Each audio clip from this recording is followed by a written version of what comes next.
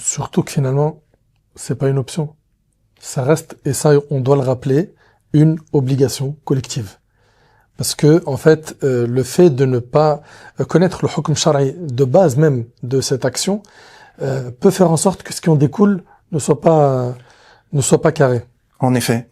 Le principal argument qui était celui des instances qui ont fait la promotion de ce changement de détermination du mois en le fondant uniquement sur le calcul astronomique, c'était de dire qu'il n'était pas possible et qu'il n'était pas donc réalisable en France d'avoir un réseau d'observateurs qui puissent faire des observations mensuelles toute l'année, et que ça c'était quelque chose qui était irréalisable. Et je dois dire que quand ils ont dit que c'était impossible, eh bien c'est ce qui nous a motivés à le faire.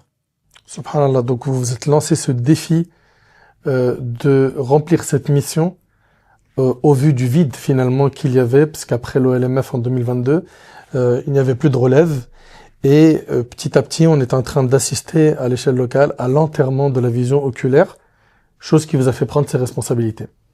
Oui, et aujourd'hui on pense que les choses peuvent se retourner à l'inverse, et que si on propose une offre d'observation mensuelle du croissant lunaire, eh bien c'est une offre qui permettra d'unifier, y compris les gens qui auraient l'envie ou qui seraient tentés d'aller vers le calcul et de fonder les entames de mois de Ramadan uniquement vers le calcul. C'est une position que même ceux qui défendent le calcul depuis si longtemps ne peuvent pas refuser, au sens où elle est validée religieusement, elle est validée scientifiquement, elle est réalisable pratiquement, accessible par tous, et elle fait l'unanimité finalement.